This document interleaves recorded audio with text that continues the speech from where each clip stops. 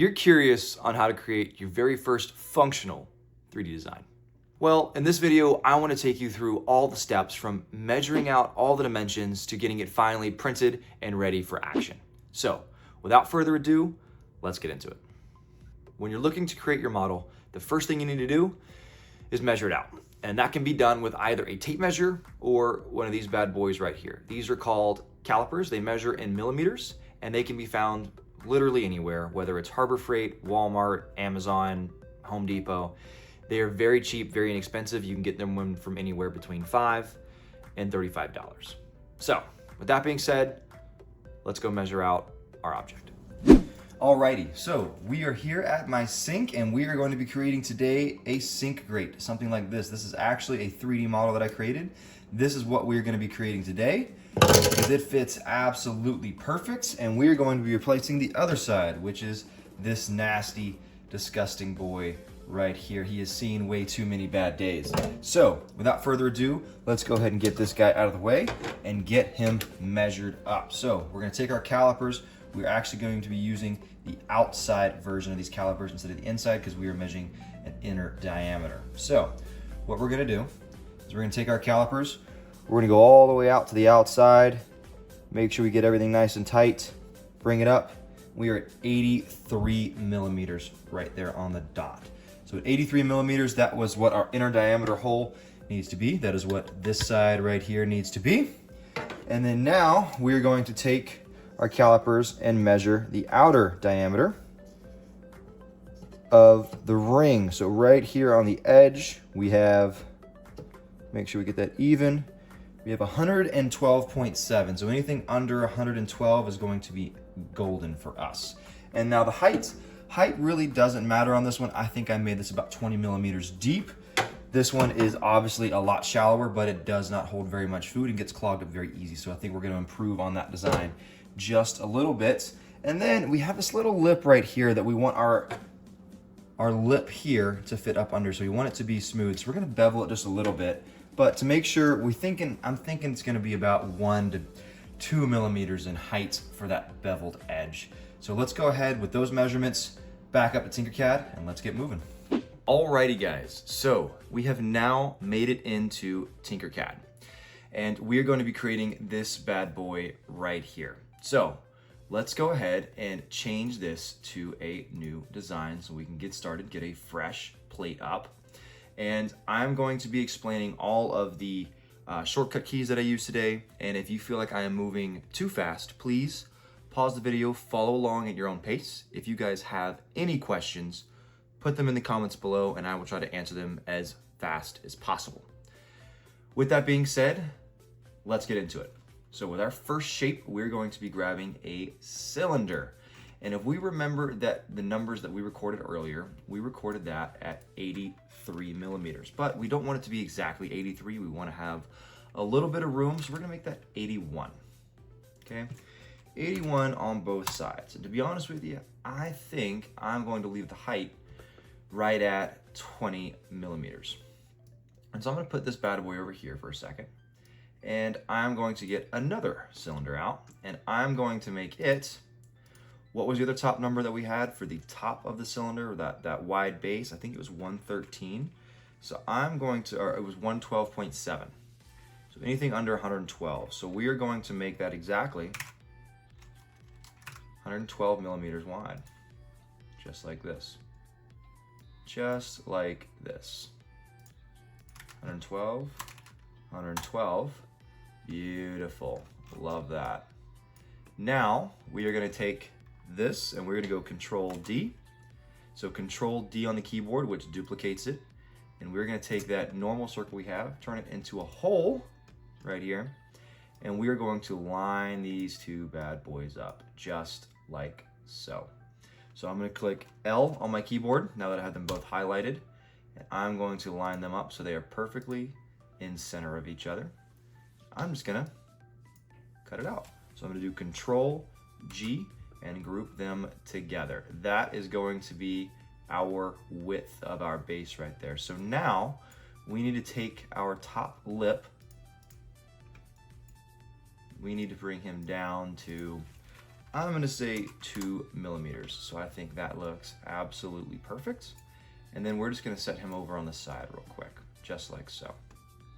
Okay, now, we now need our hole to be cut out in the middle of our sifter. So I'm gonna do Control D again. I'm gonna bring him over to the side.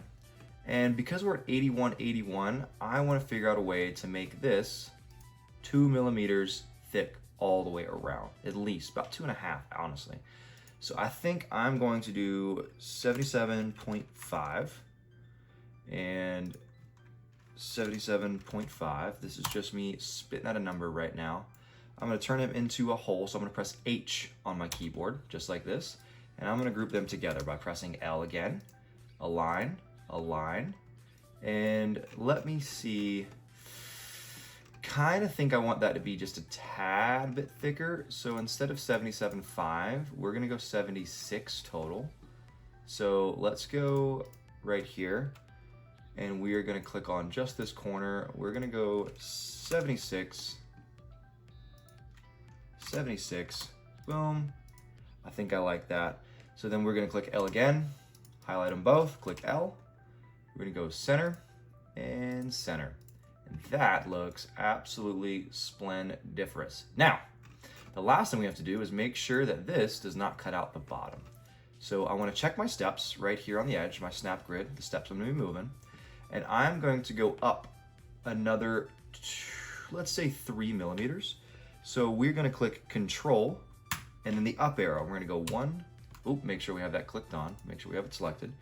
Control up arrow, 1, 2, and 3. That is 3 millimeters above what we need. So we're gonna have a 3 millimeter thick base at the bottom, which I think should be perfect. And then from here, we're gonna leave it as it is because I wanna group everything together at once and not make TinkerCAD have to work as hard. So with that being said, we now have to make sure that we have a cutout for all of our water to go out to the side. So we're gonna get a square box just like this. And we are going to find a width that looks good to us, honestly. We're thinking again, another 3 millimeters or maybe 2 millimeters because I don't want everything to fly out the side. So I'm thinking 2 might be a little thin, but let's see. So with that, actually, you know what? I like 3. 3 is just a good number for me. So 3 millimeters on this one. And this is also a height of 20. I don't want it to be all the way up to the top. So with a height of 20, we're gonna take that into consideration with a 3 millimeter cutout at the bottom. So we really want this to be about 15 millimeters high to give us about 2 millimeters at the top and then 3 millimeters at the bottom. What we're gonna do is we're going to click Shift, highlight this box, and then we're gonna highlight our outer circle. We're gonna click L so we can align them, and we are going to click the circle to make sure we are aligning the box to the circle. And we are going to align it in the middle. Then we are gonna align it in the center of the box. Now, this is where things get fun. Because we have everything aligned right now, I can turn this box by pressing H into a hole. I then can click Control D and duplicate it and then move it all the way to the other side. Just like so. I want to make sure that my hole is cutting my box in half. So about right there, honestly, perfect. And then I'm gonna do the same thing. I'm gonna click on this box, I'm just gonna move it over to make sure the hole is cutting it right about in half. And then I'm gonna zoom out. I'm gonna click Shift, highlight this box right here, highlight the other one, and then I'm gonna click Control D. And all I'm gonna do is take this angle marker and move it over 22.5 degrees. And then here, all I have to do now is click Control D and it will duplicate that angle for me all the way around as I need. And then boom, we have made a full circle. We don't need to do anything else. Everything has been done for us.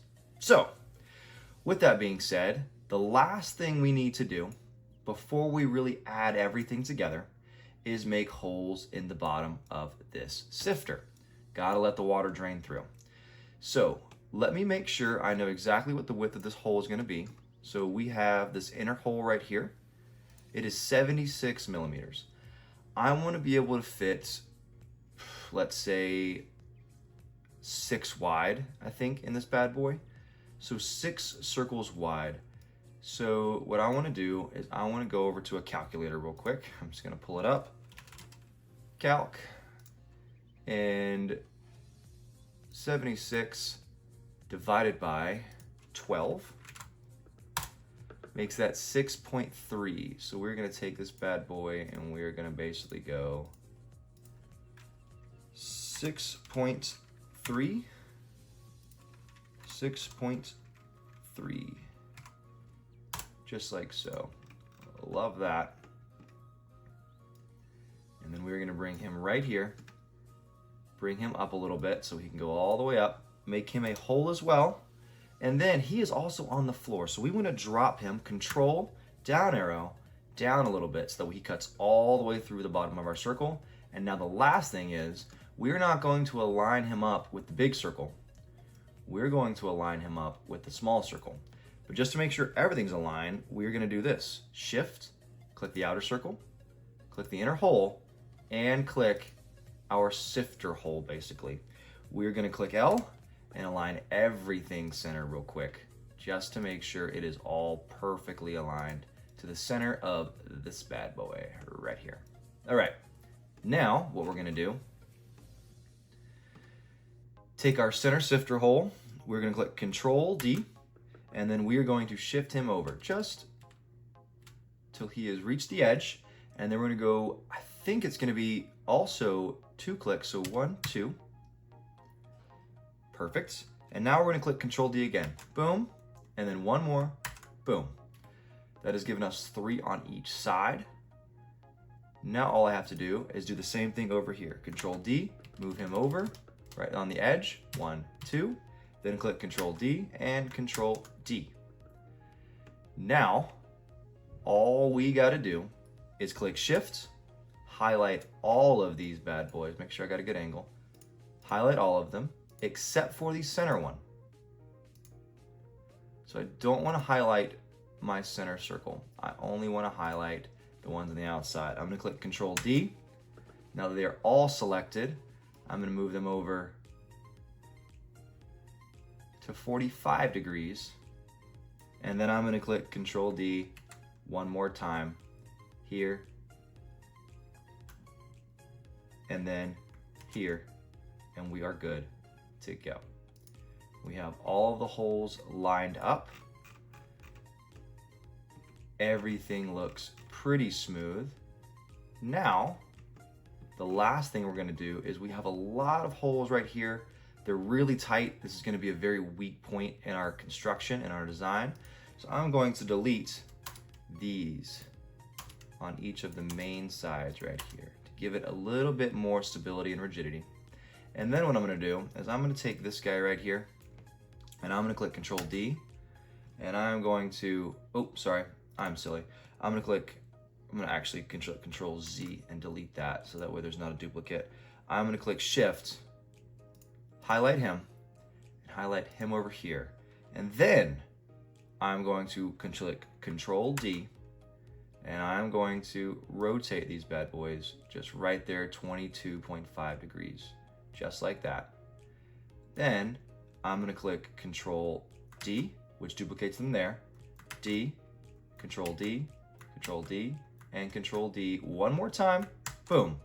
Now, we've got to go back to our main pole sides right here. And if I click backspace, nothing happens because I'm actually deleting a duplicate. So I've got to go back to that main space right there. Every other one. And get rid of, oh, Control Z. Get rid of that duplicate that we made on top of each one. You'll notice because it'll be just a tad bit darker. And then from there, let me make sure that's not a duplicate. No, it's not. Control Z. And then from there, we have everything solidified. That looks freaking awesome. Okay, now the last thing we got to do is take this bad boy right here, and we are going to bevel his edges. Make it smooth on the side so the water can flow over it. So the final thing we have to do is we're going to type over here, we're going to click Meta, take this little chamfer we have, and we have got to angle it down to an angle that works for us. So what I'm gonna do is I'm gonna take that down to 2 and 2 just for now. We're gonna change it in here in a second, just a little bit. And we're gonna turn him on his side, just like so, at 90 degrees. We're gonna move him over right here. This is where things are gonna get a little hairy, because once you start making these calculations for TinkerCAD to follow through with, things get a little hairy. Okay, now we have to highlight him and him. We're gonna click the L button and we're going to align them. Align them center, just like this. Not on this one because that'll bring him to the center. We just wanna align them center even right here. We're gonna make them a hole. And this is where we have to get kind of creative, because we need this to reach all the way down to the bottom. Just like so. We need this to reach all the way down to the bottom, just like so. But we need those to go away, that little edge right there. So it looks like what we're gonna have to do is make our heights, instead of 3, probably like 3.5, honestly. Ooh, click 2.5. 3.5, honestly, right here. And then bring him down just a half step. So control down arrow, and then that looks pretty scrumdiddlyumptious to me. Okay, the next step is do the same thing we did over here with our boxes, and we're gonna click Control D. We're gonna run him all the way over to the other side of this circle, which is gonna take just a second. I'll pause. And once we get over here, we're going to click the M button, which stands for mirror, and we're gonna flip him over the other direction and get him also aligned to center. Right there, I think. Maybe we gotta go one more over. Nope, we're close, we're close. It's not an exact science here, ladies and gentlemen, but that looks perfect. Okay, now what we gotta do is put him right here in the center, and we're gonna click Shift and highlight both of these. Control D, and now we're not moving over certain steps. We're moving over only about 5 degrees. We're gonna look at it, make sure that those are the right angles we need. So they're cutting themselves in half. We might be able to move over 1 more degree, so let's try it. So we were at 5, let's go 1 more. Ooh, it's dangerous. Dangerous. The further away you get, right, here it is, there we go. Perfect. Now from here, oh no, it's not highlighted anymore. Let's do it again. Shift here. Oop. I'm gonna zoom in a little bit. Shift. Shift. So now we gotta move over 6 degrees real quick. Up, Control Z, Control D, Shift, move over 6 degrees, right there. And then we're gonna click Control D. Oh no. Let's go back for a second and see where we messed up. So let's make sure there's a duplicate here. Okay, there is. So we need to attack both of these duplicates just like so. So Shift, highlight him, and we're gonna move them over. Let's go back to our 6 degrees. Control D. Oh no, it didn't work. Why didn't it work? Why am I struggling here and no one else is? Shift, Shift, rotate, 6 degrees, Control D,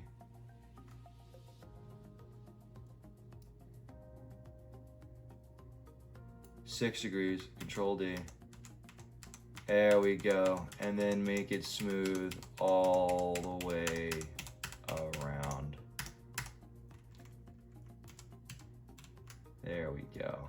I love that. And now we got to make sure no edges are open, which I think we should be good. And then from here, it's going to take a second.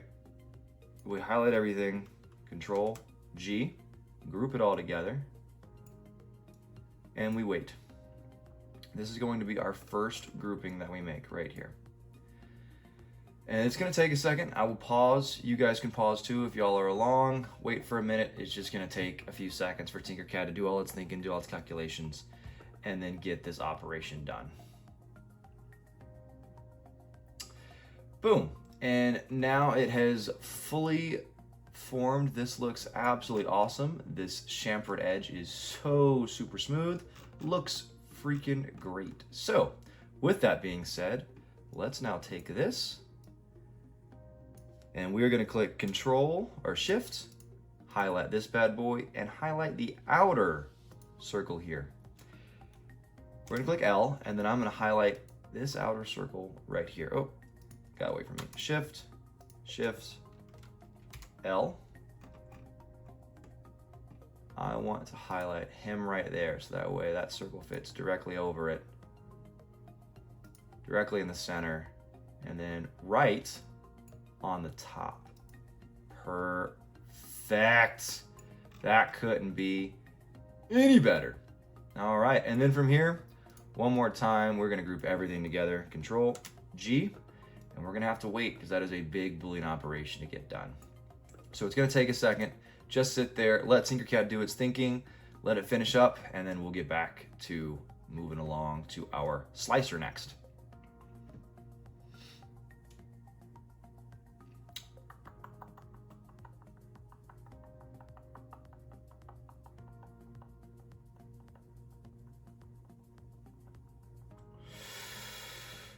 Whew, let's take a minute. Do you think?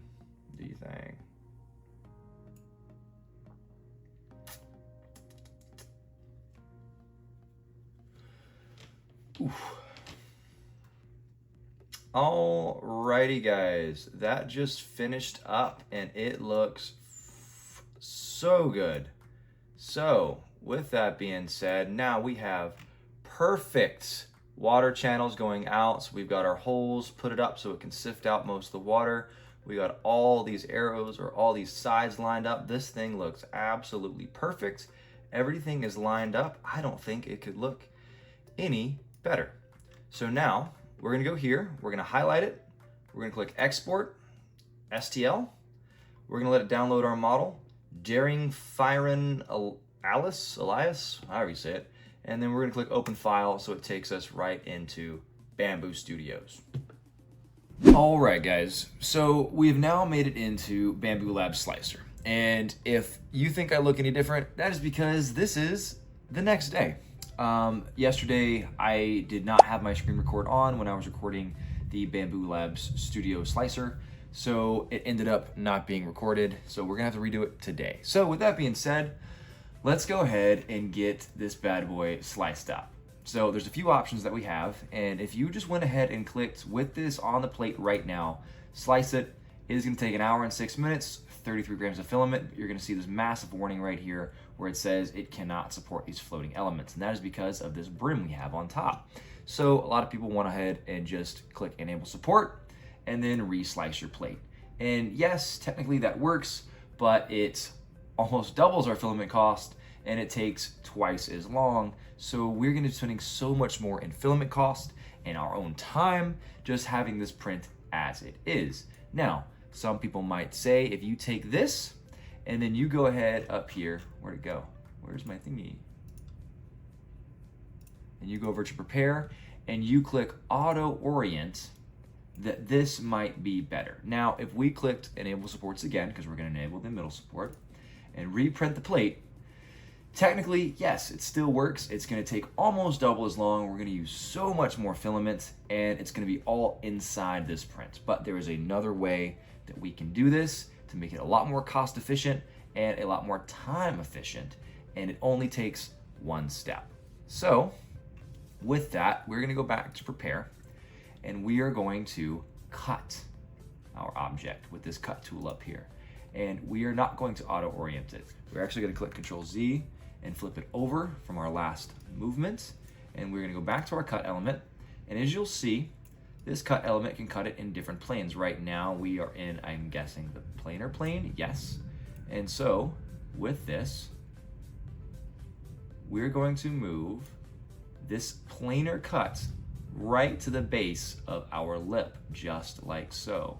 So if I get this out of the way, and I slide this up, you'll notice you'll see that turn gray right about there. You see that white line pop up. So with this, what we're gonna do is, I know it's right at 18 millimeters tall, so we're gonna cut it right at 18.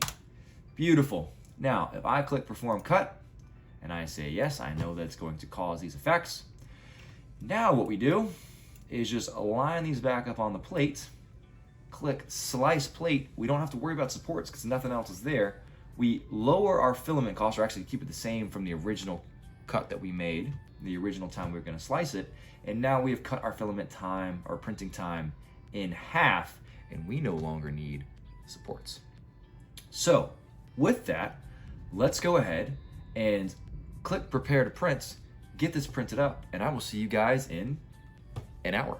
Alrighty guys, so it has now been an hour. The print is done, and I think this thing turned out absolutely awesome, but it's time to go ahead and get it off the plates, get these two pieces fused up, and then we should be good to go.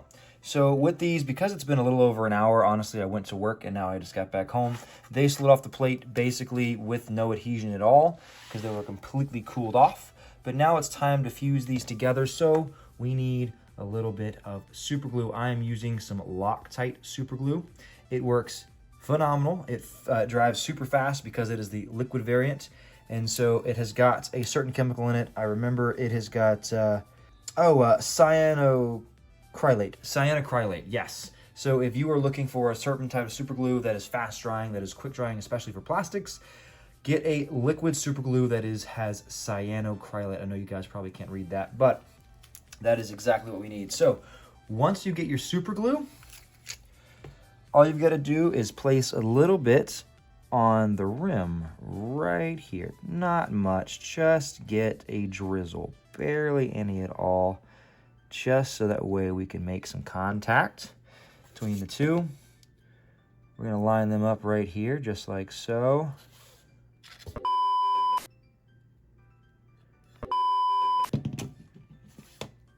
Actually, what I'm gonna do is I'm gonna line it up just like this.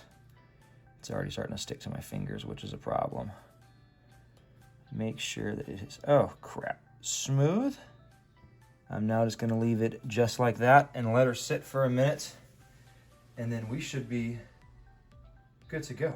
Okay, so we have now made it back to the kitchen sink, and it is time to see if this thing lives up to what I've said so far. So to compare it to this old monstrosity right here, regardless of if I made this video, he was gonna get replaced because he has just seen too many bad days. It is peeling everywhere. It was just a generic one I got at Walmart, but without further ado, he fits perfect, and I could not be happier with the way this thing was designed. It's going to hold more food, it's going to be a little bit better, and yes, it is made out of PLA, so it doesn't have the highest strength resistance of all time, or the highest heat, doesn't have the highest heat resistance of all time, but it is going to sustain fine with any hot water that you use, any of the cold water that you use, any of the normal kind of wear and tear that you're going to put on this thing. If you put a boiling pot on it or boiling pan and you put it in the sink, yeah, that's probably going to melt the plastic. But good news is you have a 3D printer and you can make another one. So if you guys like this video, let me know down in the comments below, give it a thumbs up. And if you want to see more, I'm going to continue to make more content just like this in my series 3D Modeling Made Easy. So with that, I will see you guys in the next one.